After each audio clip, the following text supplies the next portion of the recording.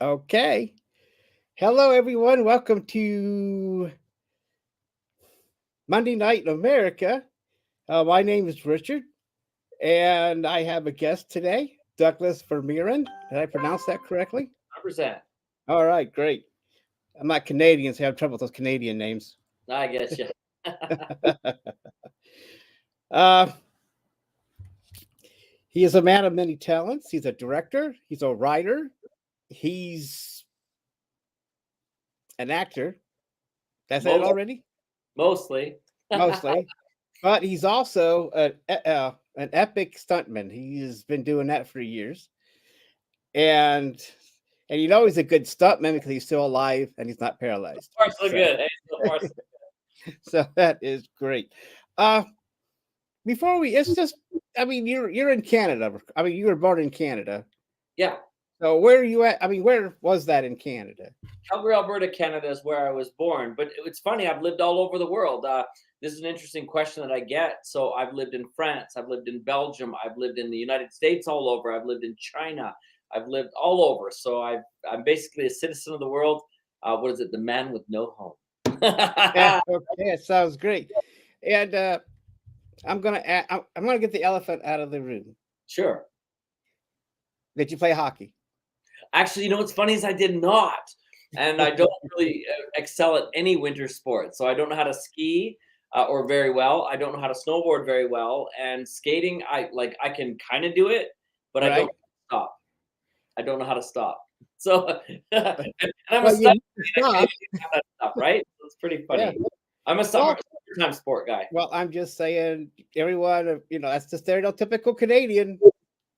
Plays. They all play hockey, and they're all Exactly. damn good at it too. For some reason, I don't know what the kind of genetics that runs into. And I guess I understand you started acting at a very young age. Yeah, yeah. In fact, I did start in Canada, which is where I'm from. The first show that I ever made an appearance on television was a kids show. I was in the audience. I was about 5. But the first time I ever did acting, like with a role, I believe I was about a little bit older than that, playing a newspaper boy in a CBC after school special. So yeah, I've been at this for a long time. Yeah.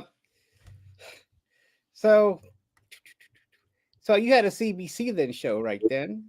Did Yeah, you I go to? was on it. It was not my show, of course. I played a newspaper boy in this show called Mildred McFall. It's kind of like an after-school special, I guess. I've never seen it, so I can't Right. know what it's about. But I was a newspaper boy, and it was funny because I didn't really know much about being in the movie industry at that young age. So my grandpa took me to the set when I was a little boy, and the big things I remember is, hey, the donuts at the craft services table, awesome, right? And at the end, Okay. they paid me $50 for being there. And as a young kid, I thought that was Yeah. all the money in the world. So it was like exciting, crazy exciting to be there. Well, yeah, you're getting paid $50 to eat donuts. Yeah, that's it. That's the way I So looked you at it. can't. You can't. That's not. I mean, you can't go wrong with that. I'll Oh do that my. every day. Yeah. Yeah. See, that's what I was kind of mad when CBC ended their relationship with Netflix Mm. because that was my source to get Canadian material. I mean, I think I watched Lost Girl and the Murdoch Mysteries, All right. and then boom, it was gone because CBC didn't like Netflix or what. I don't know. I don't know. Yeah. It was sad. I mean, because I liked some of those Canadian shows. I mean, it was also another. I don't know. I just did. What was your okay? So you did a movie when you were a kid, and what happened after that? I mean, did you get Mhm. another one right after that role? Well, I kept doing movies as a kid. And funny enough, I used to skip school to go do movies. But I think once I started realizing what movies was all about, I had a lot more family support. So my grandpa gave me an old movie camera that he had and also a video camera. And I began to make movies with my friends. And that's also, I guess, where the stunt career kind of began. Because no kidding, when I was about 13 with my grandpa's video camera, we grabbed a couple of friends and we had a cassette tape of one of the James Bond movie soundtracks. And so we would start that cassette and film a scene at the same time, starting on the camera. And my first stunt that I've got a picture of, anyways, is me on the outside, riding on the outside of the top of a car. And that same day, I also hung off the side of a building without wire equipment or whatever, which is I'm hanging off the side of a building because that's how Yeah. I thought they did it. So Well, I was just basically making movies ever since that age. And then when I got into high school, I used to skip movies to go hang out on movie sets. and that kind of led me to where I am, I guess. Yeah, but you're 13, and that's what 13-year-olds do. They hang off of what they do. Well, we've all done crazy stuff when we were 13, Sure. in our teen years. Yeah. But how fast was that car going though? I just can't see. I mean, or You know what? I wish I could show you the picture. I think you can find it on my Instagram though. If you go to Douglas Vermeeren, you'll find it on there. It is there. But how fast was it going? Goodness sakes! I think I'm thinking kilometers. Remember, I'm a Canadian, right? oh yeah, So that's right. the fastest we probably had that car at that time was about 50, 60 kilometers an hour. So what is that? That's like 30 miles an hour, 40 miles an hour. Probably. I don't know. I can't remember which one is faster. Our Yeah, miles per hours or your kilometers. I that's just right. don't. I just don't like your liters of gas when you cross over the border and you think, you're like, holy crap, I gotta get a loan. But But I will tell you something funny about that stunt. So when I went on the outside of that car, when I went out, I had a wallet in my pocket with 30 bucks in it that I'd got 30 bucks from babysitting my cousins and stuff. And when I came back in, I didn't have the wallet. So that was the biggest frustration of that day is I lost 30 bucks as a teenage kid. Somewhere it's floating out in the world. And what I wouldn't give for that back, right? Like, goodness sake, I was so upset. But yeah, I mean, that was my first kind of stunt that I did. But ever since, like, at those young ages, movies has been my thing, right? It's been all I really have ever wanted to do. that's great. How do you go from an honor student to academic probation? Well, you know what? I never was the honor student until after. So what happened is, no kidding. So even in high school and stuff, I did not graduate. I don't mind telling everybody that I didn't graduate high school. I challenged the exams later and got to college. And then when I got to college, I started with a lot of courses that required me to be smart. In fact, I think my mom wanted me in pre-med or something, whatever. So I had chemistry and all these other things. And then I was on academic probation and I was about to be kicked out of college. And so I had a meeting with a guidance counselor there, and he said, well, you and I are both noticing this isn't working for you. Is there something else we can try? And that's when I switched back to film studies and I became an honor student. In fact, it was funny that I went directly from that academic probation to getting scholarships, in fact, where they paid for my books, they paid for my tuition, they paid for my accommodations, everything at the school. But that was because film was my thing, right? Yeah. Yeah. I see we got a new guy. Hey, welcome. That's my good friend Peter. Hey, Peter. How you doing? Apologies for being late. I was having trouble getting into StreamYard. You're not the only one. Yep. Been there, done that. Don't be. Yeah. I mean, actually, you're not that much late, but it's cool. That Big Dog, that's his persona when we do that sports show on Saturday. So that's why it says Big Dog. Super but cool. his actual name is Peter. So, Awesome. And so, cool. I mean, I've known him for a little while, and we're pretty good friends. So, Awesome. And but we just got started here, Big Dog, and I is there anything you wanted to ask him since you popped in, or you just? No, but I was reading the bios. I was reading that you started acting at 7. Yeah. Commercials or what was the start? We're talking about that. What's funny is I haven't really done a lot of commercials in my career. I've done a few things commercially here and there, and I've done some voiceovers for some radio commercials, and a couple of, like I say, commercial things. But probably the funniest commercial kind of thing that I did is I actually was featured on a flyer for Walmart selling like a dress shirt. And geez, really funny. And so it's got my name in it, my first name anyways, because the Walmart does that, right? Yeah. And it was like $12.96 or something like that, this weird plaid shirt. And what's funny is you can find that picture as well on my Instagram, because I did post it. I thought it was funny, right? Like, it's kind of silly. But I haven't really, in my career, I haven't really done a lot of commercial stuff. I was recently invited. There's a clothing line for men. I don't know that I'm allowed to say too much because they're still in negotiations about that one. Okay. So I'll probably end up doing that. But it's funny. They've just never really had me do that. I play lots of cops, gunslingers, hitmen, detectives. What I just did a show where I'm playing a military sniper. I do all those guys. But I saw those pictures. Yeah, people maybe don't think I'm pretty enough to sell like pudding pops or something. Like that. Yeah, well, I you had your face all in the camo and all that. Yeah. I mean, and on the motorcycle and carrying that gun. It was awesome to see. And I like that. It's pretty fun. Yeah. Well, So maybe they're afraid that you're going to hand the pudding pop and then take them out with the Yeah, that's the it. shot. Right? well, if John Wick can use a pencil. Yeah, that's funny. And so I knew I had something on my mind and then I forgot it. I don't know. Come back. We're just having fun today. I know what the anyway, I was thinking. Oh, okay. I don't have any information. I couldn't find any information on the documentaries that you did. Oh, and that sure. seems to be the place where you won some awards, right? I've actually won awards as an actor and also for my documentaries. So kind of what happened with the documentaries, which is really interesting. I started getting invited to come out and do some speaking, like public speaking. And I'd interviewed some business leaders. I had a lot of fun, interesting celebrity connections, and so as I went out into the public speaking world, I really fell in love with that world of personal development, right? Believing in yourself and goal setting and achievement.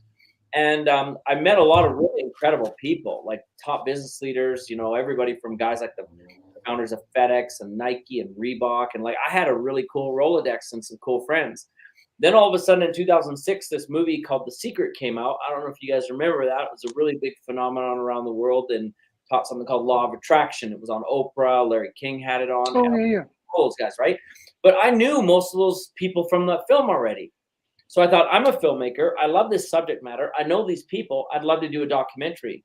So in 2008, my first documentary called The Opus was created. And it features a story where we follow a character's journey of, self-discovery and creating the legacy that they wanted. But every once in a while, it pokes in on guys like Jack Canfield, who was one of the co-authors of Chicken Soup, and then Mark Victor Hansen, his partner, and then the guys from The Secret, Joe Vitale and John DeMartini and all those guys. And the movie did so well. Random House actually picked it up as a book. They did 26 languages worldwide. And I was having fun with it. So in addition to doing other movies, I decided I'm going to make another one on personal development. So my second movie was called The Gratitude Experiment. And I brought in guys like John Gray, Men Are From Mars, Women Are From Venus. I brought in Bob Proctor, who's also in The Secret, and a handful of others. And that movie also did really well. So I decided let's come back and do some others. I did a third one called The Treasure Map, which is all on the mindset and strategies around abundance. And we had some really interesting people in that. And then one that I did just before pandemic, funny enough, I happen to have the book on my desk called How Thoughts Become Things. And that also featured a lot of the cast from The Secret on how our mind influences, like what we think about comes about. And then we've got another one that's coming up that'll come out in June, but I'm not allowed to say yet what it is.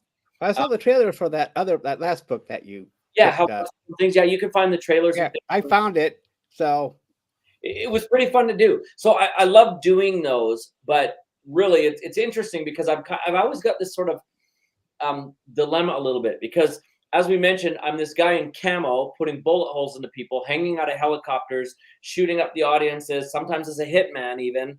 And then on the other hand, I'm saying you can do anything you put your mind to, and I'm being all positive like and all that stuff. So it's different. So I've got an audience that knows me as this loving, kind, benevolent teacher that teaches about gratitude, and then another audience that's like, I'm putting bullet holes in people. So it's just a really weird place to be, but it's fun. We have a good time with both. It sounds like that'll balance you out though, because maybe right. So it is funny. It is funny. But it does sound that sounds like a very passion project for you. They are, and honestly, I do believe for those that know me as an individual, they know that the personal development part of my life is a really important part of my life, and I really do think that for lack of a better way of describing it, that really we can do anything. And if we believe in ourselves, there are opportunities that are there, and there are ways to get to the things that we want to achieve by surrounding ourselves with great people and powerful influences and inspiring things. And sometimes I don't think we talk about that enough in the world. But having said that, I also love the action adventure. I mean, there's no cooler feeling than jumping off a motorcycle onto another moving vehicle or hanging out of a helicopter. I mean, if I had the ideal role, I would love to do James Bond, right? Like I could do the British accent. I have fun with that. And I would do it different than what they've done it before, right? Like, no kidding. Yeah. Even press conferences, I will arrive rappelling out of a helicopter. Let's do this. Oh my, you are dedicated. Well, it'd be fun, right? That's the way we want to do it. Yeah. Okay. How would you want to take a turn at Doctor Who? I don't really follow Doctor Who very much. In fact, Oh, okay. I just you love it? I'm a big fan of Star Wars. There okay. you go.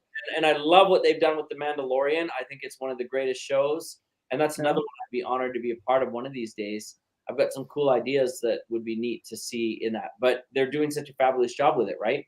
So, Yeah. I mean, there's so many great intellectual properties that are out there. Like we could go on forever and ever about the great stuff that there is out there because there's just a lot of creative and talented people who, their time has come. And thank goodness for the technology and filmmaking that a lot of the vision that these people have can now be achieved. Whereas even give it, 10 or 15 years ago, CG animation in a film was not what it is Oh today, yeah. right? Oh, no. Yeah, My we're just God. there's no limits for what we can create visually. I mean, it still sucked at the beginning of the century when you watched that first Spider-Man movie. It's like, but it was better than the TV series in the late 1970s. But still, Yeah, fair enough. but And still, from today's for the technology from even that first decade went bonkers with Iron Man and all that stuff. Oh yeah, right. Like if you ever go back to try and watch The Scorpion King, I don't advise Oh it. yeah. If you're back there, you'll feel your heart kind of breaking into two, right? Like it's not great. And I think also the great thing too is in the last 5 years with all these streaming services that have come out, all these creators had different avenues to go now where it's not just, Universal, Disney, Warner Brothers now. Now, all the streaming services that are putting on their own movies and series and high quality. I mean, you watch them and you're like, damn, this could be a movie. Yeah, and what's also interesting about that comment is that even if you don't have the big budgets of those guys, you can almost compete to some degree with them if you build a fan base. It's kind of like the music industry too, right? Like when it used to be that your movie was going to be considered for a theatrical release, you'd have to have millions literally to spend on an ad campaign Right. to even aware of it. Well, now with the streaming service, you can take out Facebook ads and drive people to your movie on Amazon Prime and do it for a fraction of any of those budgets. And plus, once it goes viral, that's all over. You target those communities specifically. Like, for example, we just have this Hitman one that we were talking about that I'm doing, how to be a Hitman 101. And we've got a lot of people that are interested in that kind of a genre, and we can target them, pinpoint, and release the movie directly so that they know about it. And then obviously whoever's collateral damage and finds that's a good thing to say for a Hitman movie. Whoever collateral damage finds out about it on their own or through other word of mouth, that's just a bonus, right? So it's the movie industry has changed dramatically in a lot of ways, but I believe positive ways. It's incredible. Yeah. So is 101 going to be a theatrical release or is it going to go on a streaming service? I'm not allowed to say everything about it, but I can tell you this. There will be a limited theatrical release for sure. Obviously, depending on the performance, depends on how quick we can move it to streaming services. I know Netflix kind of has a model where they release something on Netflix the same week that they put it in the theater. Well, the reality is I think there's more value to put it in the theater, let it sit, let people simmer with it and wait, and then bring it to the streaming. So that's kind of what we're going to do with Hitman. And obviously, depending on how well it goes. The other thing that we've done, there's 2 horror movies that I'm doing this year as well. Big Cats is one of them. But with some of these, we're also partnering with the fan expos and the comic cons and the horror cons. So what they'll do is they'll also do revenue shares with those guys where they'll do a 50-50 split. We'll also do a panel discussion there, and we'll be there to meet fans and stuff of that nature. And I think it's good because those events are always looking for fun things for their audience. But at the same time, we also love to meet the fans so that we can, build those connections and those relationships. Right.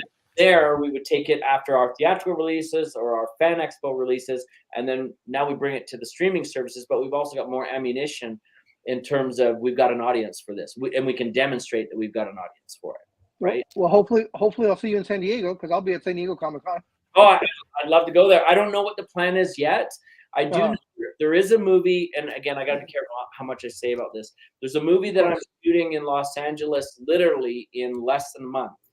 And there's a release plan with that where the guys who are kind of in charge of it are friends with some of the organizers of some of the bigger conventions. And we're going to be doing a circuit with that one. But it is a scary movie, right? And I think the final home for that, and again, I haven't mentioned the titles, so I can almost say a little bit. But I think the final home for that is Shudder. Is who's getting Yeah. So I move him around the screen, big dog. What's that? Well, you just did. I'm on top. Let I me wanted see, to be hold on on. top. Well, there's a joke there, but I'll be nice. I know, All right, let's see. I'll go wherever you guys want me.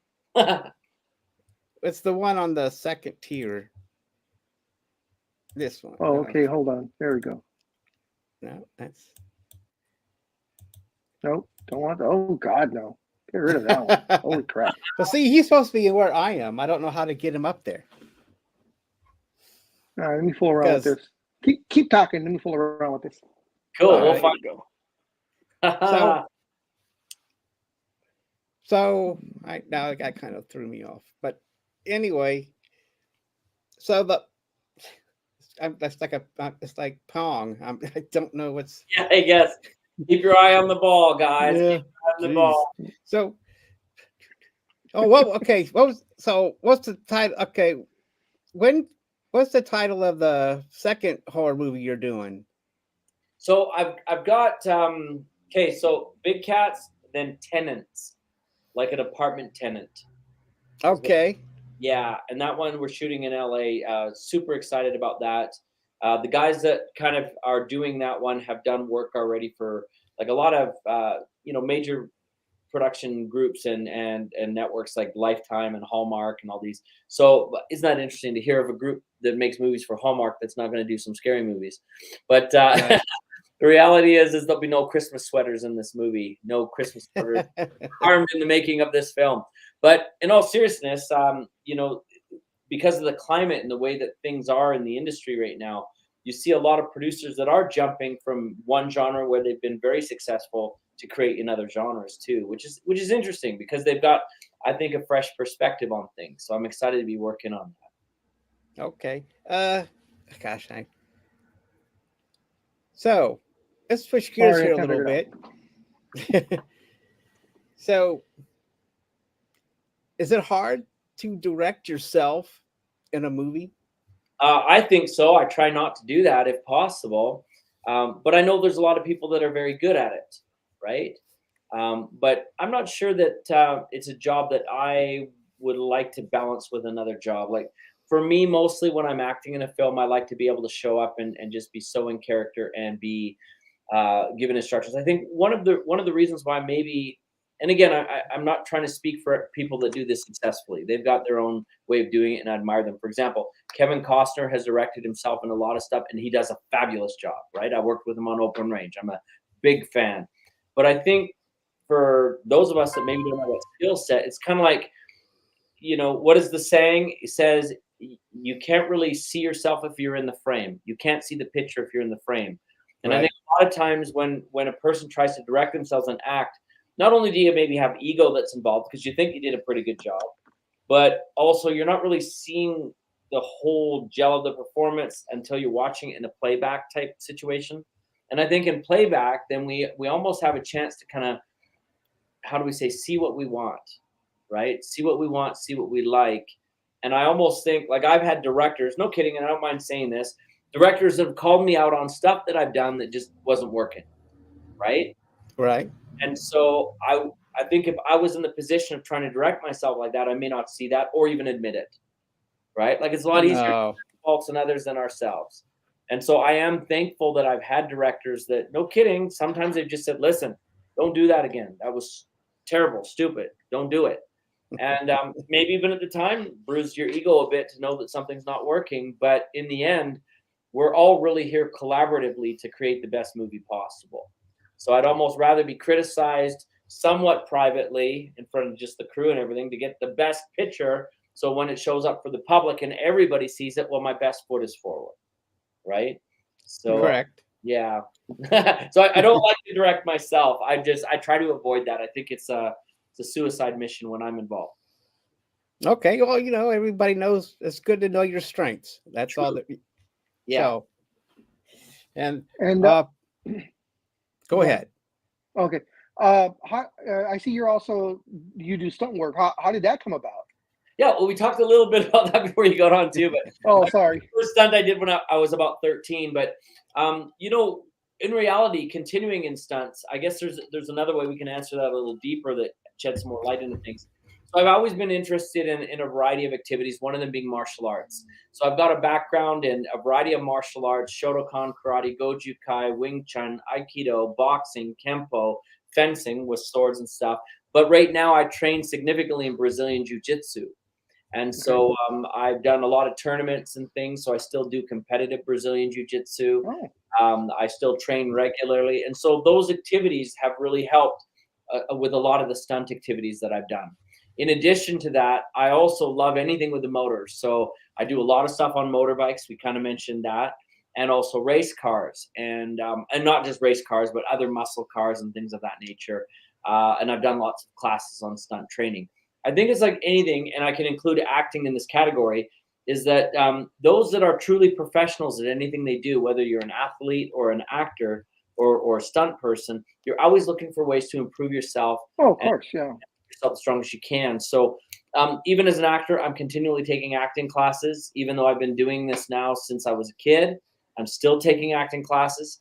But I'm also doing stunt stuff too, and stunt training and all kinds of other things like that. And I'm looking for people to learn from, or people that maybe got a new way to do it, or even an old way that's maybe a better way. Because sometimes old-fashioned ways, especially of doing stunts, no kidding. Like I've been on movie sets where, what do we say? Old eyes see best. So someone who be, they've been around. Like I've got one mentor I'm thinking of in particular, also named Doug. He's been doing gun work on movies since probably, oh gosh, I don't want to date him, but yeah, let's call it 1970s here at least, right? So sorry about that. We'll keep your secret. We won't tell him. We won't tell him you said that. I love you to death, and you're like my brother. But the reality is he is a super smart guy, and he sees things that maybe those less experienced do not. And I'd even, venture to say that he has saved me injuries and kept me alive when maybe I wouldn't have had that happen. Has there been any time where someone proposed a stunt and you were just like, it's a little crazy, I don't think that's doable? Of course, yeah. And the other reality is that we do have people that are with us as stunt team members. And I've also had it where those team members have vetoed it and said, we ain't doing that. Or most often what they say is, we'll do a variation of that. Let me make some suggestions to make it safer, right?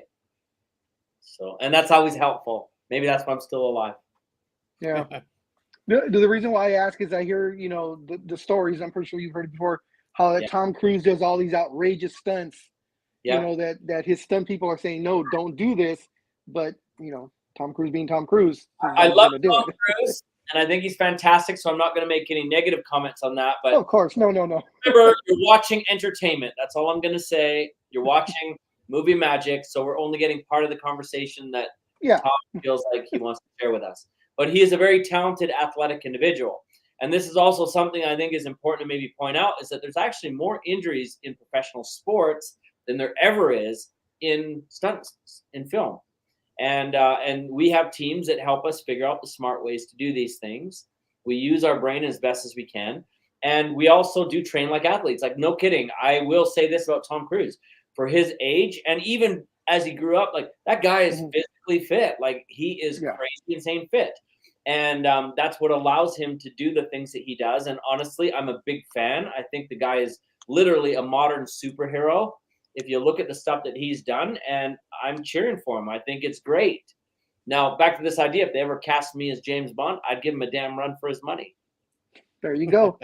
I'd show him some stuff that, because if you look at all the things, Jason Bourne, Jack Ryan, Mission Impossible, they've all taken their stunts from James Bond films, and now they put their variation on them. Everything has been done by James Bond. So I think it's time for him to take back the trophy as the #1 guy. Yeah. Right? That's my opinion. Well, it's kind of hard with John Wick running around too. John Wick is incredible, and I love #4. I thought they did a fantastic job. But I think the difference that John Wick doesn't maybe have that James Bond still does is James Bond is still the elegant spy. Oh, and yes. Well, yeah. Things that we could put in there. Whereas I love Keanu Reeves, what he's done for that character. I'm sure he would agree. It's been a super fun ride for him. But he is a blunt killing force, which is just fun to watch. And again, the stunt work that's in there, I take off my hat to all those guys. They're such talented, capable people. I've always thought, we've got Best Actor awards and we've got Best Supporting Actor awards. There needs to be an Academy Award for stunt people. There should be. Yep. Yeah. Right now, those John Wick boys would be taking that home. I'm telling you, they would. That's true. But yeah, it's too bad. I mean, I'm sure there's other ceremonies that they get trophies, but it's not the same as the Oscars. Yeah. And to be honest with you, the Oscars aren't really for the world. They're for our peers. It's our peers showing us that they appreciate. They know how movies are made. And it's just it. Most public, they don't know how movies are made. They sit there and they enjoy it. And we're grateful for that. Right. And it's a good popcorn for them. They enjoy it. But if you were to sit down with a stuntman and really break down, like even that stair fall scene in John Wick 4, where he keeps going up and then coming back down and people are getting thrown down the stairs and all that. I don't know if you've seen it. Maybe I gave away some spoilers. Sorry. But if you knew how that was put together, you'd be your jaw would drop and you go, these guys are like literally superheroes. There's no other way to describe it. Right. It's incredible work that they've done. So, yeah, they deserve some kind of recognition for sure. That's true. Right. Yeah. And by the way, that's the other thing, too, is everybody talks about Tom Cruise doing his own stunts. But Keanu does a lot of his stuff in that movie, too. He just doesn't talk about it. But he does a lot. He went through a lot of training, especially a lot of the martial arts stuff. Oh, yeah. Yeah. So he's another one. Take your hat off to that guy because he's. Yeah. Well, he's got that Matrix thing going on, too, He's a legend. All those things, they're legends, right? Yeah. Where are you with 1912? 1912. We're going to finish that off fairly soon. So here's why we haven't done it all in one shot. We're recapturing. So let me maybe give a little bit of backstory. So what we've done with recapturing 1912 is we've tried to make a silent movie using modern equipment, but in the silent movie ways, meaning that all the stunt work in it and all of the activities are done exactly how people like Charlie Chaplin, Buster Keaton, Harold Lloyd, how they did that in the original day. And tell you, they didn't use wire work like they do in movies now. They don't use mattresses like they did now. And there's a lot of stuff that you can get hurt. Put it that way, you can get really hurt. And so what we've done to try and recapture that essence of the silent movie era is we've also shot with those frame rates and all those things to just recreate it as best it could. So one of the reasons it's taken so long is because we're actually doing it in 2 different segments. So most people didn't know this, but most of the silent movies were not 2-hour features. In fact, it's rare that you'd see a movie that was longer, in fact, than even 20 minutes. Most of those movies were 20 minutes. Now, Harold Lloyd and Charlie Chaplin did some that were at the hour mark or even a little longer, but that was really rare. Not only for the expense of the film, but also you couldn't put that much film in a camera back then. It's just not possible to do. And so what we've done is we've shot one of the 20-minute segments for recreating 1912. That's already in the can, but we're doing another one this year as well. And one of the trickier stunts that I'm doing in it, now keeping in mind the vehicles may change because we're thinking about one of them might be an old-time truck, but right now we've got 2 old-time Model T cars, from like 19, whatever the Model Ts. So there's going to be one driving one way, one coming the other way, and then another one going the other way. But as they get kind of close together, I'm going to run across the 3 vehicles at the top. Whoa. Slowing down. Have you done that yet? I mean, I saw the interview. I've done it for sure while the cars are slow or stopped. Okay. But that we need, I need to pick up the pace a little bit. And here's the deal. As you can imagine, when you fall off a moving vehicle and there's another one going the other way just beside it, it's not always, and it's not just me. So the drivers have to get the timing down too. So it's a team of all of us to build that stunt together. Well, yeah. Well, I'm just saying that. I mean, I saw the interview, and you were back then. You were talking about what you had to do, and I thought maybe after this time you got a little bit further. We definitely did get a lot further. But that particular stunt, will take place shortly here. Obviously, we're shooting in Canada, so we need to wait for the weather to cooperate. But that's the big stunt. But there's a lot of other stunts in there. I don't want to say too much to give everything away. That were really, how do we say? We had to be very creative in how we did it. And one of the things that was really fun about that is to try and look back wherever we could find archival material on people like Buster Keaton and them talking about how they executed some of their stunts. Because now we try to steal those ideas. But there's one stunt, for example, where Buster Keaton actually jumps off of a moving train, grabs onto this water kind of spout out of this water tower, and it sprays on him, and he lands on the tracks. Where most people don't know this, but he actually broke one of his vertebrae doing that, and then he got up and he ran away. Right? And so we also want to make sure that we don't keep the injuries that those guys create. Yeah. Right? If you'd like, I could show a little bit from that YouTube for 1912, if you don't mind. I wonder what you got. You probably got one of the tests there where I'm sitting there with the little silly hat. Is that what you got? I don't. I think you're. With the hat. You're doing the thing with the hat, but let's see. Where did it go? You know what's funny is I think I even have that hat right here. So there you go. There you go. Nice little bowler. No, where did it? Oh, I got it. Oh yeah, here we go. Oh, here we go. Yeah.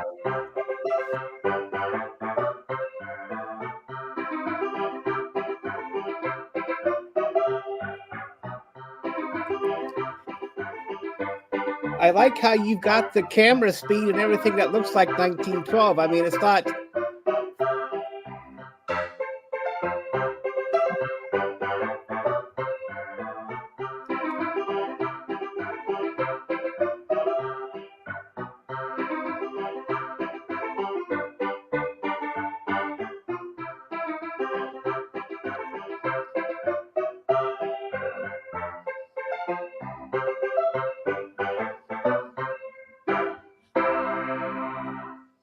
Yeah, That's great.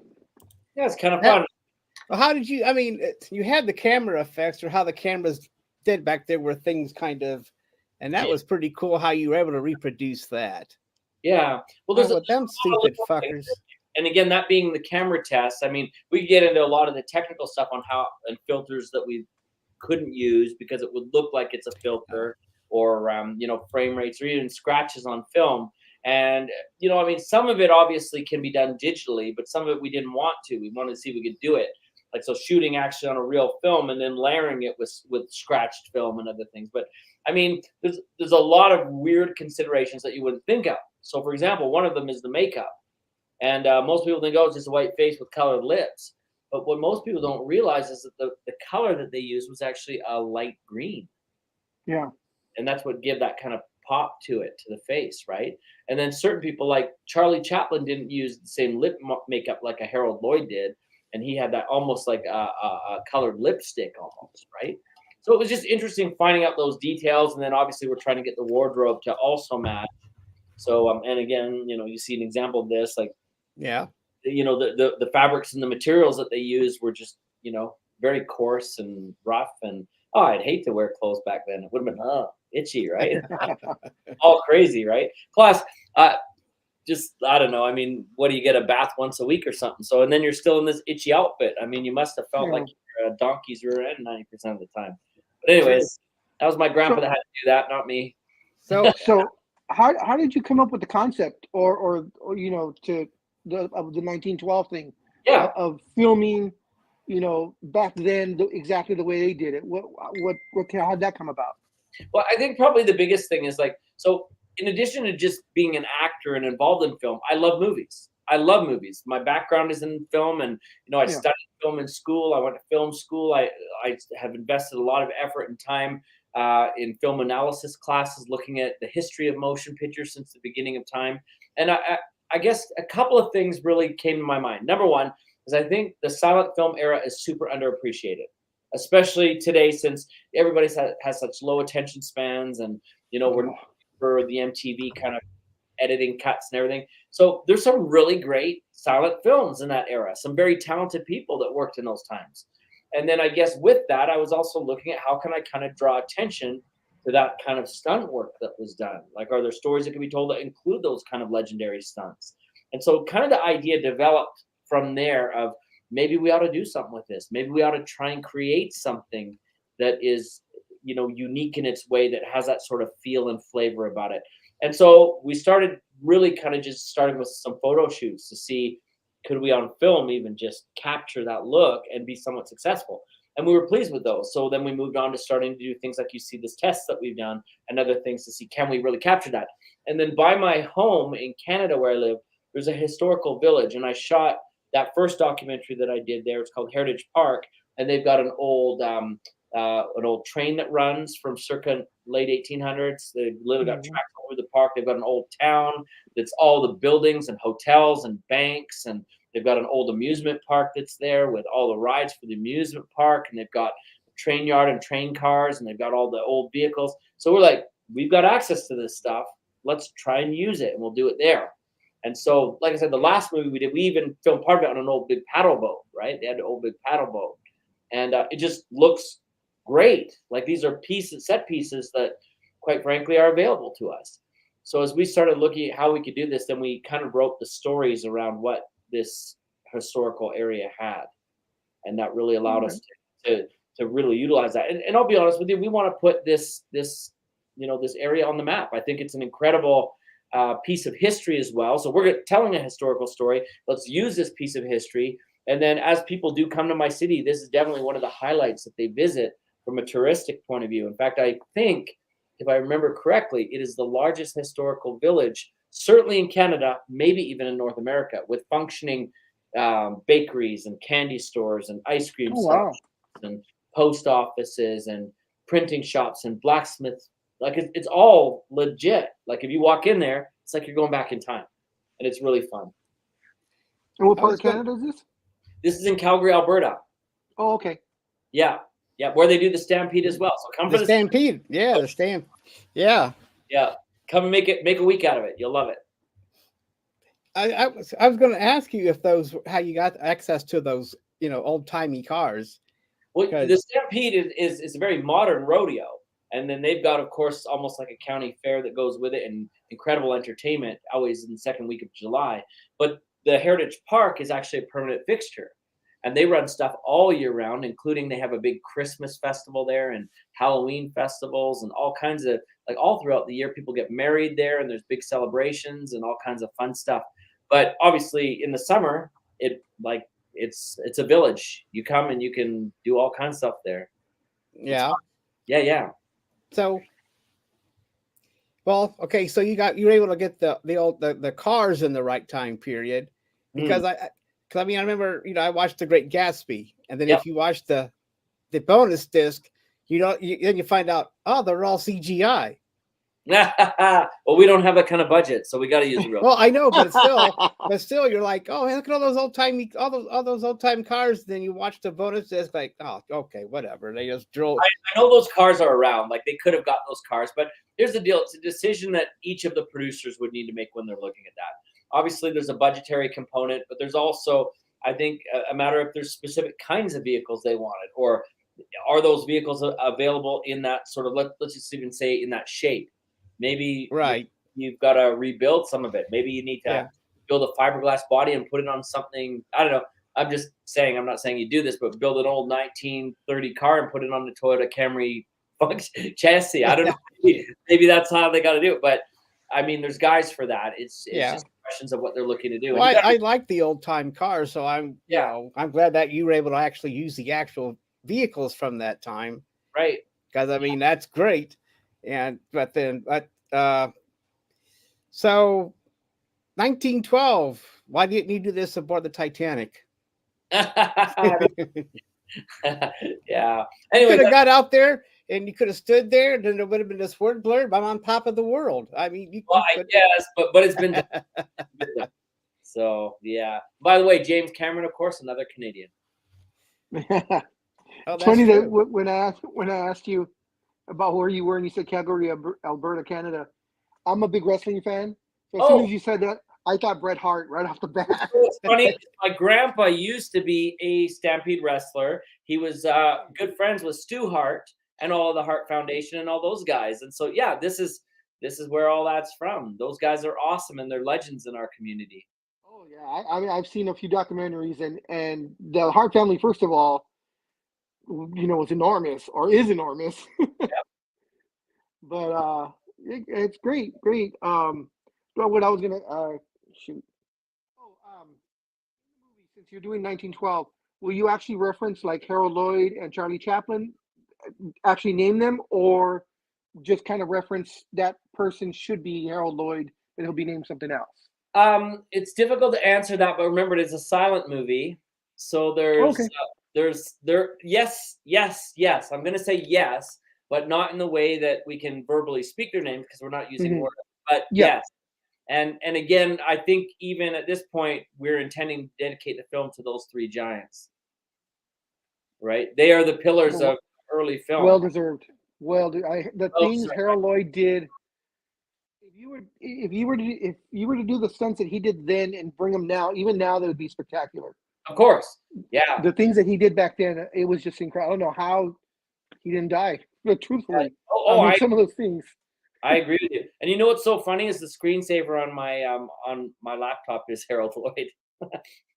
So yeah. Or clock, yeah. Yep. Yeah. One of my favorite pieces. So it's just incredible. But yeah, I mean, it's interesting. It's going to be an interesting year for us. And obviously, even with the Hitman movie, we've got a lot of stunts that we're doing in there too.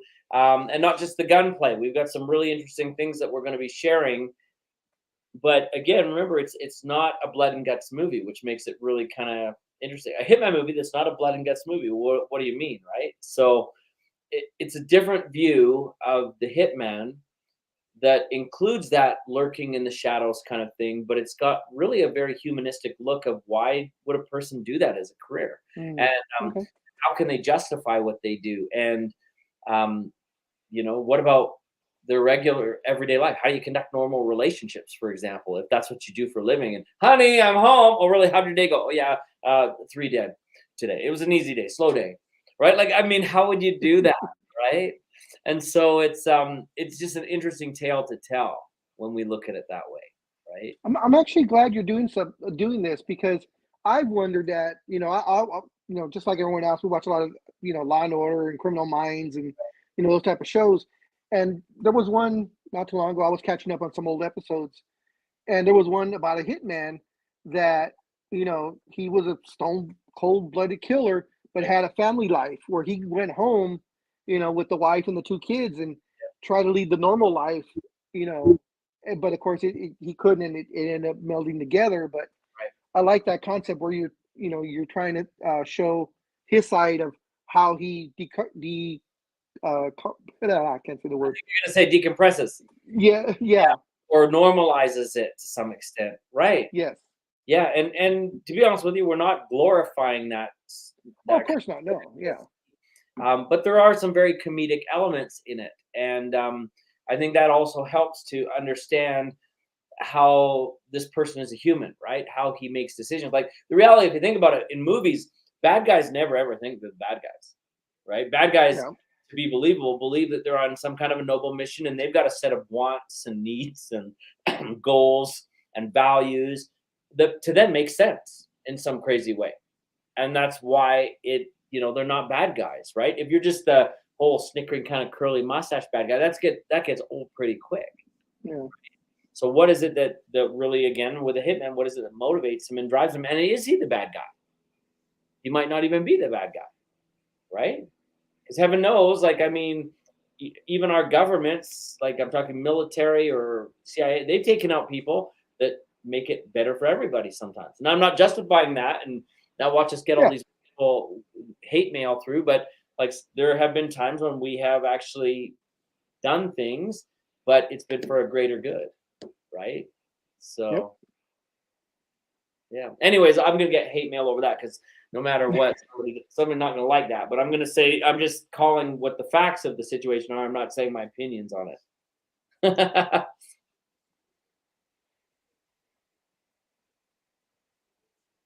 Oh, Richard, you're muted. You're muted. Can't hear you. Rich. Well, my mic went out. I had to re-plug it in, so I guess it didn't come back on.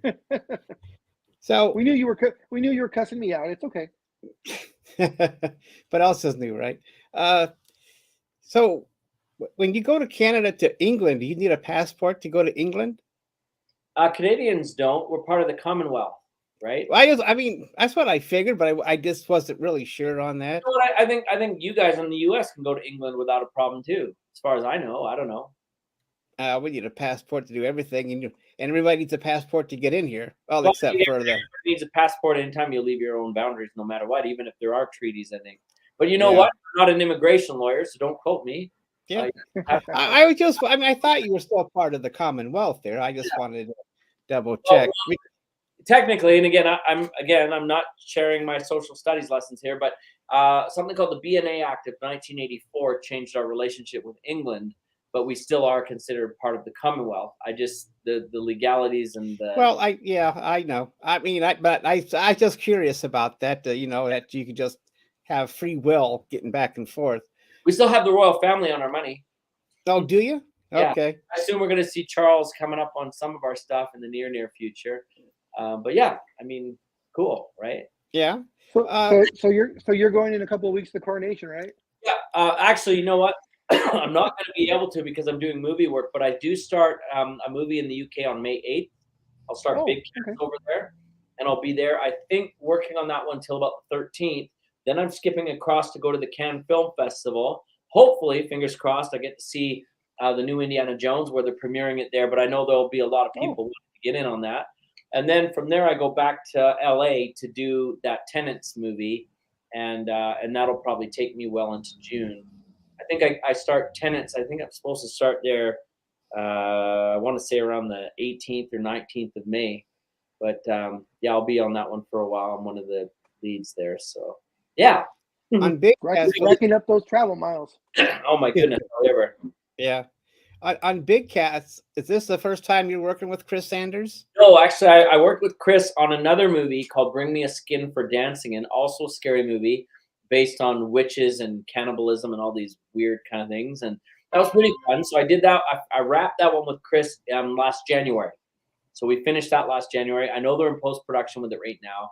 I don't know the release date, but I know it's soon. And then this one, we've got this one will go to camera in May, and then I think that they're looking to have that one finished also before next Halloween season. But again, I don't know the details on it. Yeah. Okay. Because I did find his film Werewolf Cabal. I heard about that, but I wasn't in it. But I was checking him out too. Cool. Because I'm maybe a horror fan. I'm just okay. Let's see what this guy's got, you know. And, yeah. And he's a cool guy. He's a cool guy. And I think I found it on Plex. Is that what it's called? So not sure.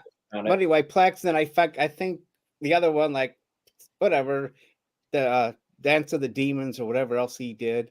And I looked for that skit. I haven't seen that one either. Sorry, Chris. Well, the one you mentioned, I tried to find that and I couldn't find it. So which one? Bring Me a Skin? Yeah. I mean, sending you to my Instagram, I put the poster up on there. So the poster is on my Instagram. But I was trying to find that because, you know, the horror thing, you know, I want to check out these films. And it was, and plus, you know, when you try and find some of this stuff, they keep saying, well, everything's online. Well, not everything. Well, it is online if you know where to look, right? I guess the internet is like a library. If you know the name of the book, you're in good shape, right? Like that's the challenge. But I know that Skin has not come out yet. I know that they're in post-production on that. I was chatting with Chris actually. Okay, so it's not out yet. Now I know why I can't find it. Yeah.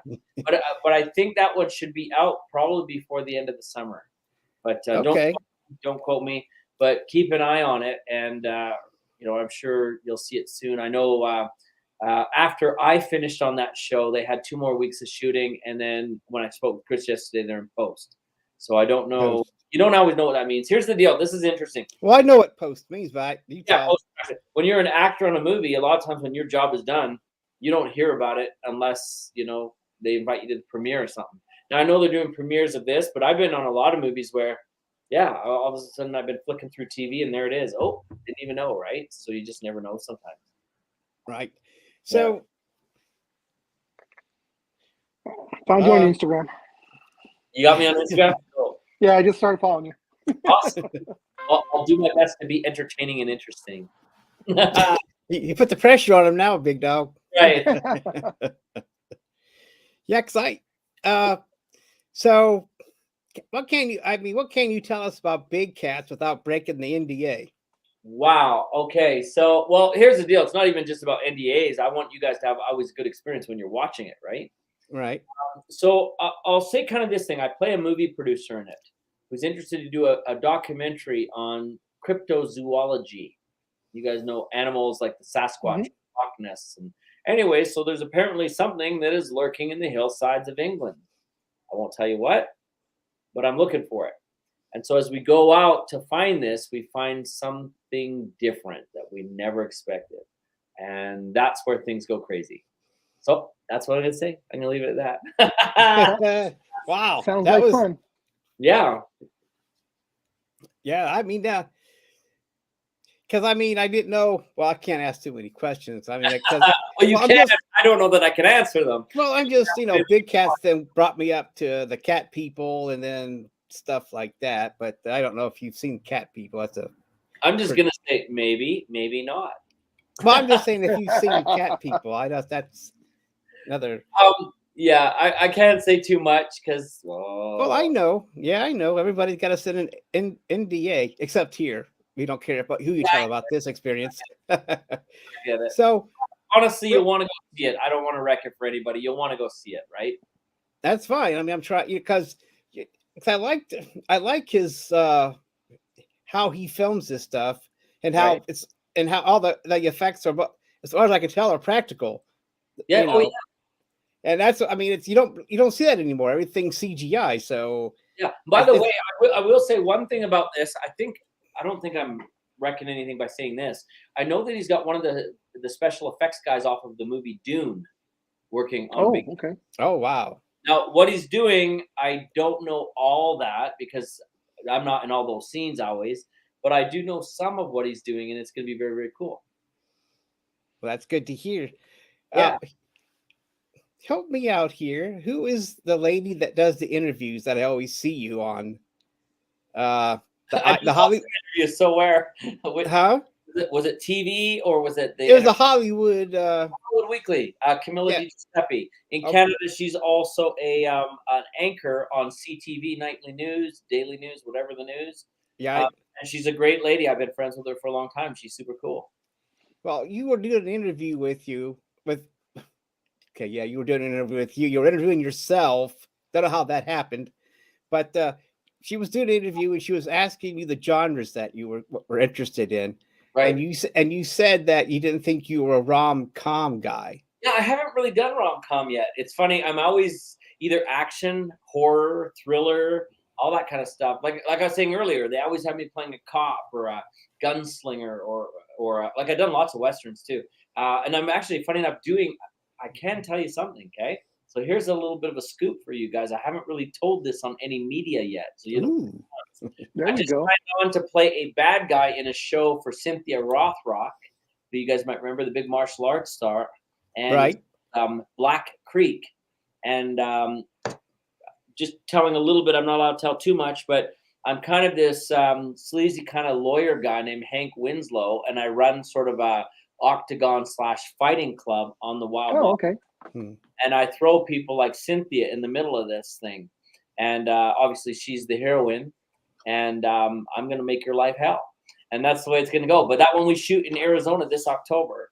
And I think it's going to be an incredible film. And obviously I'm super honored to be working with Cynthia. Cynthia, if you're watching this, you already know this anyways. I told you this, Cynthia. When I was a young man, I had a crush on Cynthia. Oh, I didn't. And so it's an honor to be working Very with her. true. Yeah, it's an honor to be working with her. And you know what the stellar thing is she is still a kick-ass martial artist. She is incredible, and she was just actually recently honored again by Black Belt Magazine as one of the legendary martial arts actors of all time. She is incredible. And you know what's funny is that even as a kid having a crush on her, now it's actually developed as I've gotten to know her, an incredible respect for how professional and just like a gifted athlete she is. It's just like, wow. Like seriously. And so I'm super honored to be part of that. And I'll be putting on the cowboy gear again. So I'm back to being a Western guy. Well, that's good. But Yeah. what I wanted to also say was that when you were doing that interview and the way your personality was there, I said, "Oh my God, you're a rom-com would be in your wheelhouse." Well, hopefully someone's listening. Well, I'm just saying Hallmark would love you.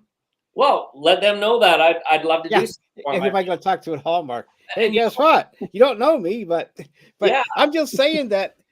But that way you can be on their Christmas specials in July, and You never know, but you know what? In all seriousness, they do listen to fans, right? All good networks listen to their fans, and they want to know who you want to see and what you want to watch. But the reality is I did write a rom-com a handful of years ago. I thought it was pretty fun, but the reality is people kind of want to see me in a certain lane, and I'm actually grateful, because the reality is like, I know a lot of actors complain they're being typecast or whatever, but it's interesting that I hear a lot of actors that complain that they're not getting a job at all. And so I'd rather be typecast and working than not have anything. Exactly. And I Yeah. won't lie to you, like, I'm super grateful for people that want to include me in their films. I'm really grateful for that. But I also do enjoy being the cop. I do enjoy being the gunslinger. I do enjoy being the military guy. Those are fun roles. And it's interesting because when I do the fan expos and I'm signing autographs at the Comic Cons and all these kind of things, and people come up, they are sometimes a little bit surprised because I'm not as dangerous in real life as I look in the films, right? Right. Right, but that's just kind of it. It's like one of my best friends before he passed away was Richard Keel. You might remember Jaws in the James Bond movies with metal teeth. Right. Oh yeah. Yeah, he would never hurt anybody. He's 7.5 feet tall, but he is the kindest, most gentlest person that you'd ever meet. So when people are like, "Oh no, it's scary Jaws," they're a little bit disappointed, but maybe relieved to find out that he's actually just this big, cuddly teddy bear that would do anything for you. He's the nicest guy ever, right? So hopefully people, when they meet me, they have a good experience as well. How do you finance your own films? I actually have a pool of investors that I work with, or partners that are co-producers. And then I also have business ventures that I do. Like, so for example, that film, the first one that I made, the personal development, we were paid pretty good for that one to be able to move on and do other films. And then sometimes, quite frankly, the way the deals are done is we co-produce with either the distributors or foreign pre-sales or things of that nature. Each one is a unique deal, right? And then I've also got people that come in and basically they do all that fundraising for us on our behalf. So there's a variety of ways that it's done. Well, the reason I asked, want to invest in movies? Haha, just kidding. Yeah. Okay. I got $2. Yeah. Well, the reason I asked is because Chris seemed to was financing some of his through what's that finance website? Well, you're talking about crowdfunding, and there's a lot of filmmakers that are doing crowdfunding. Yeah. Right. And I think it's interesting because, like, obviously with the technology of the internet, we've seen a lot of creative ways for people to fund movies, but you've got a lot of people doing it, everything from crowdfunding to grants to sponsorships in films, to you name it, right? So everybody's got a unique way. I've never done crowdfunding just because I've seen the work that is required to do that. And I don't have that skill set. So I've never ever tried that. Maybe it would work, but I don't know, right? And it all depends on kind of the genre type piece you're looking to do. Like, I think certain films probably lend itself to certain kinds of funding. I know, for example, like the government grants, they don't want to fund any action. They don't want to fund blockbusters. They will not fund horror movies. So if you're looking for a grant, you're not getting it from the government. What they want is often, and I'm not saying that's wrong, bad. I'm saying it's just the way that it is. They're looking for character-driven stories, oftentimes stories that are culturally significant to their country or community, things that are important stories that need to be told, maybe historically or what have you. And they're also looking to tell stories in diversity. So, you've got to understand who has your money and what they want, right? Your governments aren't interested in creating a blockbuster film, right? No. Because they get to the blockbuster, they already have their financing. 100%. Sometimes. Right. And yeah. So I was, one of my favorite reality shows was Ice Road Truckers. All right. So I don't know about, and I always I didn't know how isolated. Driving in December in Canada. That's just everyday driving. Yeah. I'm kidding. I don't know. Well, I didn't know how isolated Canada was in some spots, and they had to drive across all these lakes to get the supplies through, and it was like, really? And I kept thinking, well, why would people live there if they have to go through all that trouble? But I'm not saying it's right or wrong. It was always interesting. Yeah, fair enough. It's a harder occupation to live there. I get it. Yeah, and so you can always have an ice road trucker that's also a serial killer, because then he could get rid of the bodies in the snow and all that stuff. Write your script. Write your script, brother. That's how it starts, right? Yeah. Honestly, seriously, it is. That's how it always starts. We're watching something going, what if? What if? Right? and then that gets developed into that story, right? So maybe that's your calling. Maybe that's why you were inspired to do it. Write the script. Right, the Your dog's script. gonna help you produce it. There you go. Yeah, okay. And I'll make sure I'll put in a lot of "s." So everybody, like, so here's the monster, and then we could just keep. Well, Well, that's the Canadian stereotype down here. We just yeah. Well, if you need somebody to play that truck driver, just give me a shout. We'll see what we can do. say 10-4, buddy. 10-4. Good buddy. 10-4, good buddy. Yeah.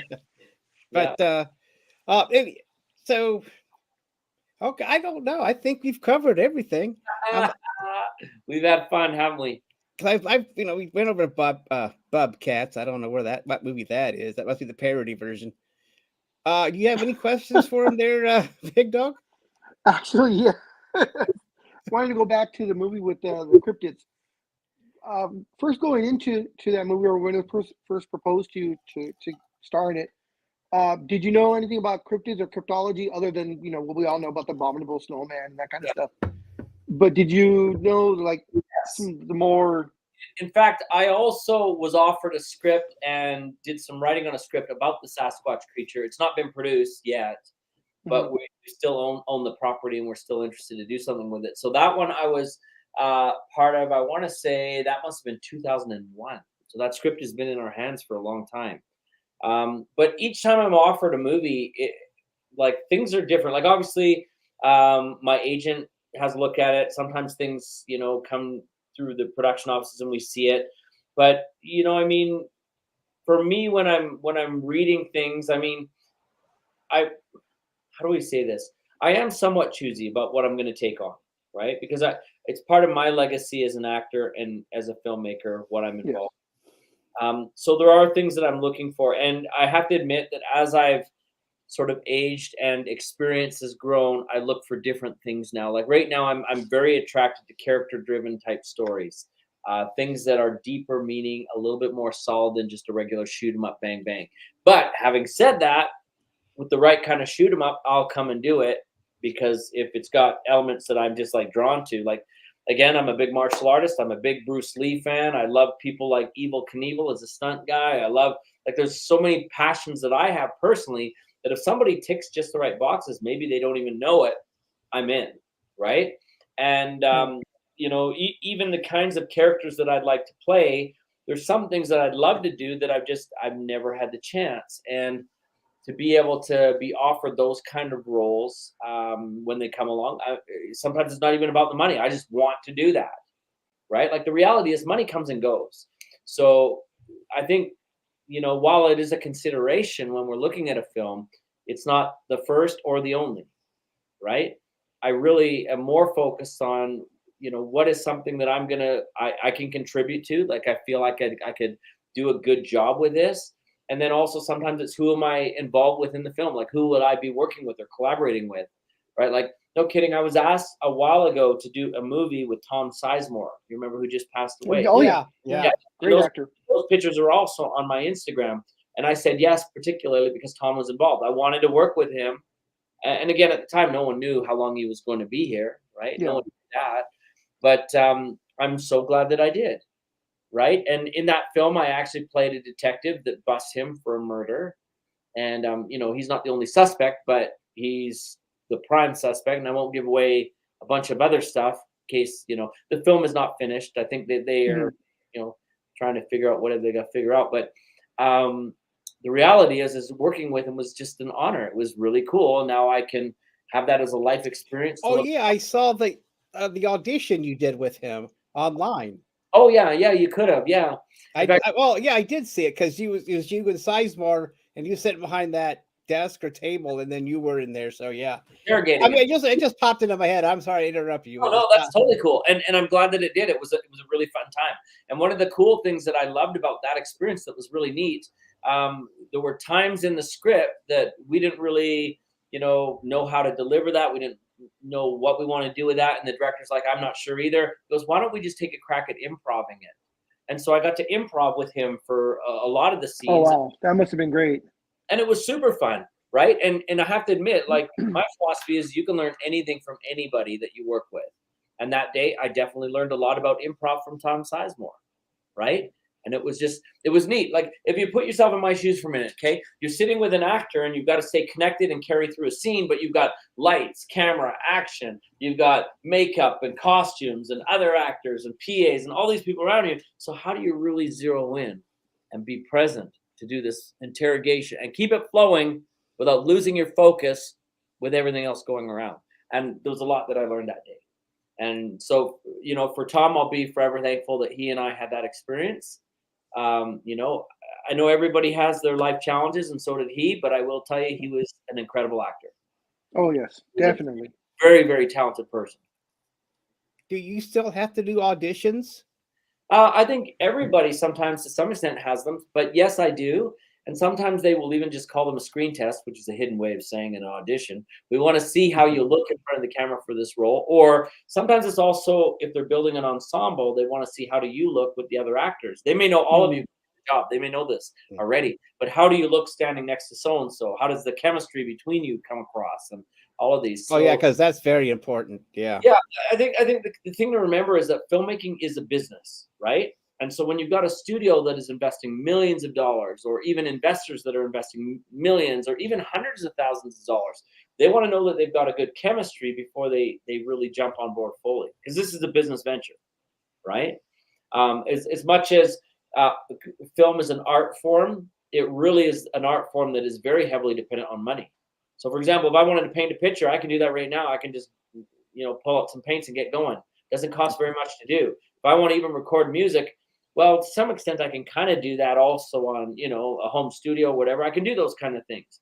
But if you want to have a really big motion picture with special effects and all of these things, yeah, there's a price tag that comes with that, right? So we're not playing just to play. I mean, you can make a cheap movie for a film festival or these things. You can do that, but still, everyone's goal in the end is to make enough money to make their next movie. Right? So what was your work? I'm sorry, Big Dog. Did you want to? No. I was just. Well, since we're talking about screen tests, what was your worst experience with a screen test? Wow. Well, how much time have you got? Because there's more than one. Here's the deal. Okay, so I'll share with you something that changed everything for me, though. Because no kidding, like every actor, I would do a screen test, and I would either think I got this and it wouldn't happen, or I think, man, worst failure of all time, and I would be right, or worst failure of all time, and you'd actually get it, which is like, really? Right? But something that I love that I thought was really, really powerful. So I was watching a video that Bryan Cranston, remember from Breaking Bad, right? Something that he had done, a video he was teaching other actors. Like, I think it was kind of like those actor studio kind of things. Anyways, he said that when he realized that his job wasn't to either get the role or not get the role, things became easier. He realized he was an actor, and his only job was to actually share his interpretation of that script that they gave him. Your job at the audition is to come there and be an actor. That's it. You've been invited to perform. That's what you've been invited to do. And then you let go of it. And you say, like, I can't control, and we really can't. I can't control if they're going to pick me or if they're not going to pick me, or if they like me or they don't like me. And in fact, sometimes I found I'll even walk into an audition room and they're like, he's perfect for this. And I haven't even said anything yet. They just like the way that I look. Now, you know what? That's when people are being honest. Sometimes they do make those decisions, but they don't say it out loud. So it doesn't matter what you say. They've already decided, I don't like this guy. He doesn't look like what we want, right? Especially if you got the writer in the room, because the writer, he created this all in his mind. If you walk in and let's just say, for example, he wants a guy that's like, 6'2", and he's, muscular build, and he's ready to rip open the world and all that. And then all of a sudden I walk in and I'm not 6'2". I'm kind of muscular maybe some days. But anyways, you walk in and he looks at this guy and he goes, yeah, that's not quite what I had in mind. Even if you do a great job with the audition, then that's when you get the producers and directors trying to convince this writer. I don't know if you knew this, but when James Bond, Sean Connery was first cast, Ian Fleming, the writer, hated him. He hated Sean Connery. This guy's the poorest choice. He wanted David Niven. Really? Right? Can you imagine how that was? I can kind of see that. I can see only because when he first walks in, when you have James Bond, reading the book, that's not what he's supposed to look like. No, well, you remember the first scene with Bond is introduced. He's at the table with that girl, Sylvia Trench. They're playing cards, and that's where he has a cigarette and introduces himself, Bond, James Bond. Yeah. And she says, I admire your courage, Mr. Bond. And then they go and do their thing, right? Well, again, I mean, I think Sean Connery did perfect. We can't, like, looking back, I think it was most inspired casting that probably is done for a character, right? The guy was just perfect. But, you know, the writer didn't like him. He didn't want him. In fact, he didn't really think he was great for it until he saw the finished cut of Dr. No. Then he said, okay, I get it. And then he warmed up to him from Russia with Love. He said, okay, I get it. And I think at that point, because Ian Fleming was still writing, that's where he started really actually writing as though it was Sean Connery now. Yeah. But he wanted David Niven. If you know David, small stature, stash, skinny guy, right? Great actor, but not quite the James Bond we know. I can't picture David Niven in a fist fight like that, right? Like, it's just not going to go down. That's true. Right? So I think the reality is there's a lot of factors that go into the casting. And again, you can only do your best. I mean, like you're asking about terrible, embarrassing experiences. I mean, I've had some where I've showed up and I honestly thought that I just did the most incredible job with that role. And I gave a different spin and everything. And all of a sudden they didn't like it. They just, and you don't always get a reason why, right? They don't always tell you. It's just, you know, don't call us, we'll call you. And if they don't call you, well, you just lay awake at night wondering what was it that I did. Well, at least you had the satisfaction that you gave 110%. Yeah, and you hope you did, because sometimes you wonder, could have I done more? The other thing too is, well, sometimes it could be they didn't like the cut of your jib. 100%. And you know, the other thing too that I think is sometimes I had a friend mention this as well, and I'm not allowed to mention this, but I have also auditioned for some pretty big roles, like ones that most people would know, and I didn't get it. But the thing that one of my friends pointed out, he goes, you know what? You were invited. Isn't that interesting that they thought about you for that? And I'm like, didn't think about that. I guess, you know, I mean, it would have been life-changing to get that for me, but it's cool I was considered. And you know what? He also pointed out, which was interesting. He said, well, if they thought about you this time, you're probably still on their mind for other things. So who's to say what happens next, right? Like from an acting perspective, I'm still incredibly young. Guys like Samuel Jackson or, you know, these guys, they didn't get going until they're in their mid to late 50s, right? So I got a ways to go still before maybe I've reached my highlight too. I don't know. We can only hope for the best, right? And keep doing our best, right? We try to be the best actors, and I'm a firm believer that we always try to leave whatever role we've gotten better than when we found it, and try to be kind and courteous to everybody on the set and be helpful on all the films and do everything that we're possibly able to do to help promote the films we're in and treat everybody good. And that way you're always welcome back, right? You be early to set, you stay till you know you're absolutely completely wrapped or whatever. Like, give everything, and when you're present, you're fully present. And not every actor does that, right?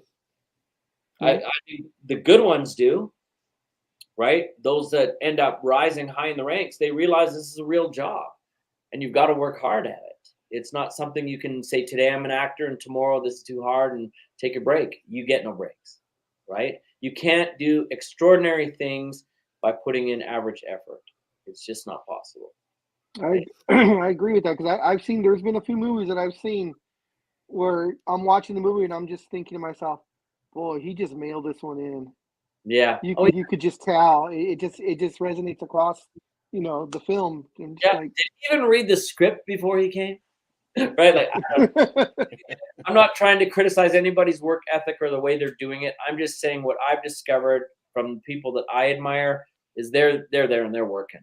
And even though everybody looks at the movie industry and they think, oh goodness, it'd be super awesome to be rich and famous. The reality is 90% of movie time is not being rich and famous. It's actually porta potties and food trucks and memorizing scripts and writing lines and working through things and trying to be creative, finding new ways to do it and getting yourself educated. I know I talked about that already. I'm not talking about going to school here, but I'm talking about being a student of human behavior, being a student of acting classes, being a student of cinema. No kidding. When I was doing my film analysis class, I was watching on average 3 movies a day. Right now, even now, I on average watch between 1 to 2 movies a day.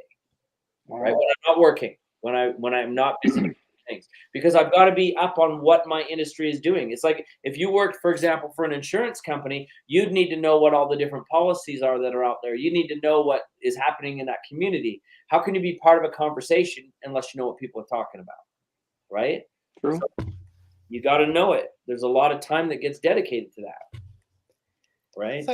So speaking of, I keep telling people that in a 5-10 years that all actors will be CGI'd.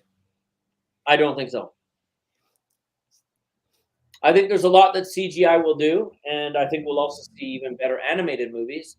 But I think that there's subtle nuances that the human spirit knows is either there or it's not there.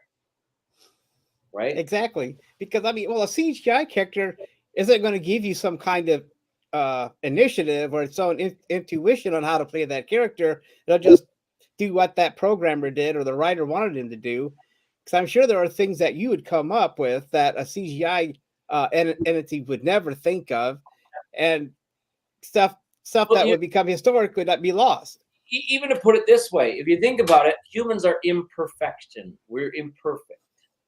But computers and CGI will be perfect. We don't want to watch that. If we wanted to watch video games, we'd already be doing it because they have the quality to watch video games full time. And there are people that do, but they also watch other entertainment too, right? If you think about it, we've had a lot of great video game movies. I mean, Super Mario Brothers, I don't know if you count that or not, because it's not like photorealistic animation in video game. But if you look at things like Uncharted that just came out, their video game is pretty close to real life renderings, right?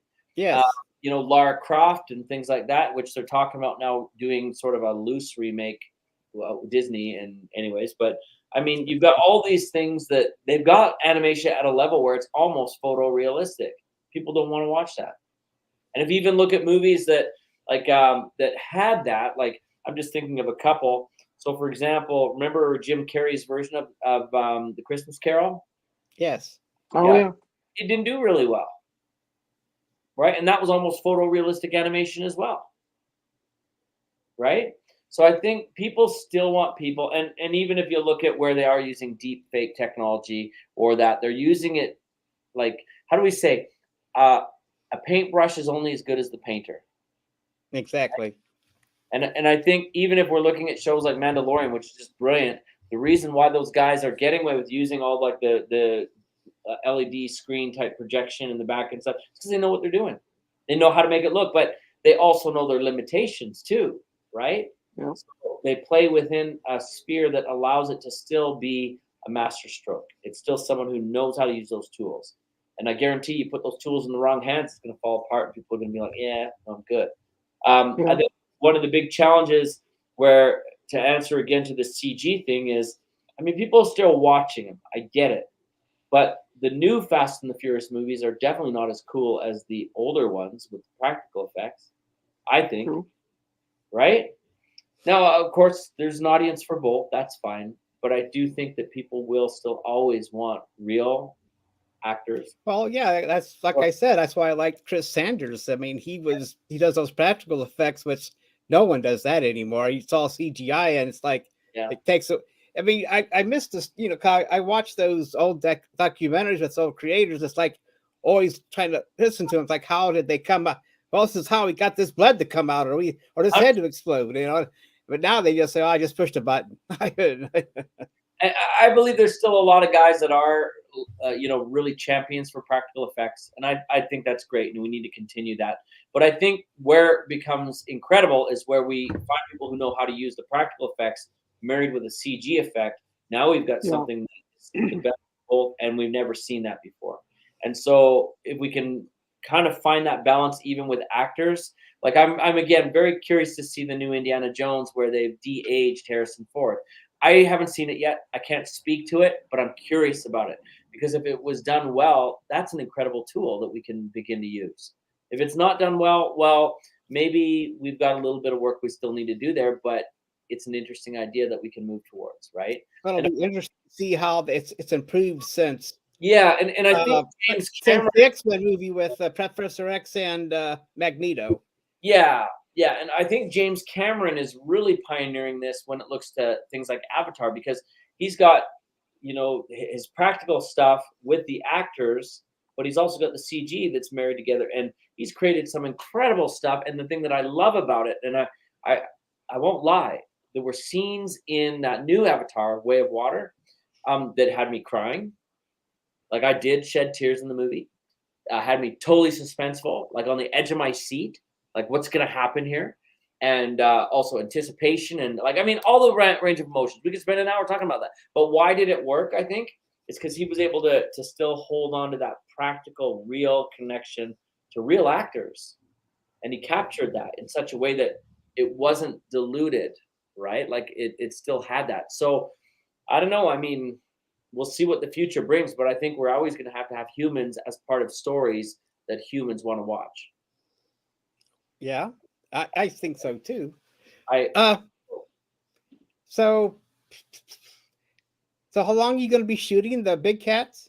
Yeah, basically, I think we've got on that one. I'm on it for 5 days. There's stuff that they're doing before, stuff that they're doing after. My stuff, they're shooting me out in 5 days, and I'm gone. And this is typical of movies. Like, you know, the leads are generally not there. Like I'm one of the leads in this too. You're not always there for the whole shoot. This is a very quick, lower budget film. So down and dirty, and they're out. Most movies that I've been on the leads, I'm there for a minimum of 21 days, generally 3 weeks.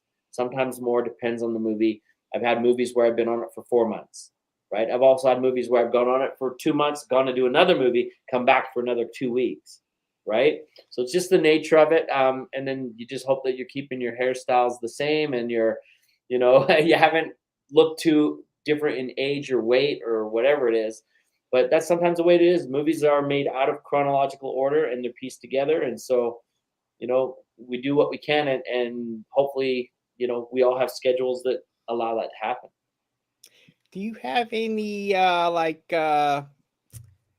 interesting stories from the sets, like any kind of practical jokes or a bad experience that you had? Well, I'm not going to share too many of the bad experiences because sometimes those involve other people.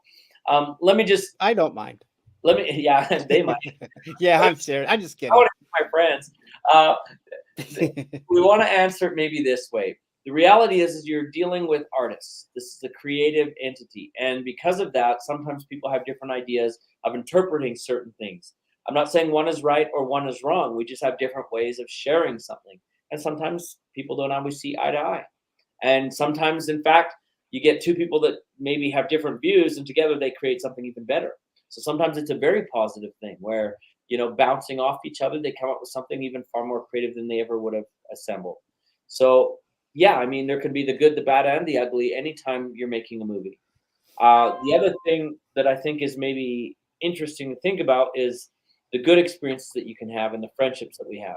One of my biggest challenges with film is sometimes, and I know this isn't about the film, this is really about the people. Sometimes because we're there together for such a short time, building something that's so emotionally driven and so powerful for all of us, we get really connected to each other as friends. Right? We almost become like a family. I mean, we spend a lot of time together. And so when sometimes those movies wrap and we know that we're not going to be seeing these people for a long time again, sometimes that's really tough, right? Because we're not going to see these people for a long time. And so it's goodbyes. It's like going to summer camp, right? You're there with your best friends at summer camp. And when it's time to say goodbye at the end of the year, I mean, you make all these commitments and ideas in your head that I'll see you again and we'll go do something, we'll keep in touch and blah, blah, blah, and everybody's busy. And so it's really hard. So sometimes one of my favorite reasons for sometimes going to the awards ceremonies or red carpets or movie premieres is because I can bump into some of my friends I haven't seen for a while. So yeah, exactly. I'm interested in the movie, but I'm really coming because, oh man, I'm excited to bump into my friends, right? It's like, what, kind of like a high school reunion maybe. But not always. I don't know. Well, you're trying to reconnect for a few seconds. Yeah, to see that's it, right? And I've been very blessed. I've really been very blessed. I've worked with some incredibly talented people and some really awesome, kind-hearted people, some really good friends, people that, no kidding, I will love forever. And I feel so blessed. It's been great. Okay. You have anything, Big Doug? No, he's answered all my questions. he's been great. Well, you guys have been really fun to be with. I appreciate you, and you know, we'll keep in touch. And I'm glad. Like I said, I was in awe that you decided to start to do this, because I also, I invite you to come back when any of your movies are about to premiere and plug them for, if you want, that'd be cool. Oh, Yeah. definitely. I'll throw this invitation out there too with some of these where possible. If you guys ever want to come out and broadcast live, we'll connect on that, and I'd be happy to see what I can do to help get you out there. That'd be fun. Okay, Great. sounds great. Come walk the carpet, whatever. Yeah, and I'd like to talk to Chris Sanders. I'll talk to Chris about it. I'm sure he'd be happy to do it. But I mean, when I saw these movies, it's like right up my alley, man. What's really funny is as I was talking with Chris, like I said yesterday, I have a couple people that want to come out on the set and actually interview and broadcast live. And so he says, well, we're going to try and keep it closed set on this one because we just got so much work to do. But he did say that once we're wrapped, he will do interviews. And if you guys want to come out to premieres and stuff, I'm sure he would arrange that. I'm pretty sure we're doing premiere in Leicester Square in London when those come out. And then I know that they're talking about doing something in the States too. So let me know. We'll work it out. Sounds good. Well, I'm glad you came aboard. It's nice to meet you. I mean, I do, and it was. I mean, and I hope that we talk again. I mean, I'd be excited about that to see what's going on with your career, and like you said, talk about your premieres or anything, or even personal stuff. Who knows? I don't know. Oh, well, maybe get you to break a few NDAs. You want to get me fired, huh? Okay. But in all seriousness, I'd love to come back, and we can definitely keep in touch. And I'll pass the hello to the rest of the cast, and we'll see if we can get some other people your way. I think it'd be super fun. They'd have a good time with you. Well, I hope so. I hope that you enjoyed your time here. Well, thank you, and I appreciate you having me. Well, you guys have a good one, and we'll be in touch. Well, thank you very much. So much. Take care, guys. Thank you. You too. You too. Bye-bye. Bye-bye. Bye.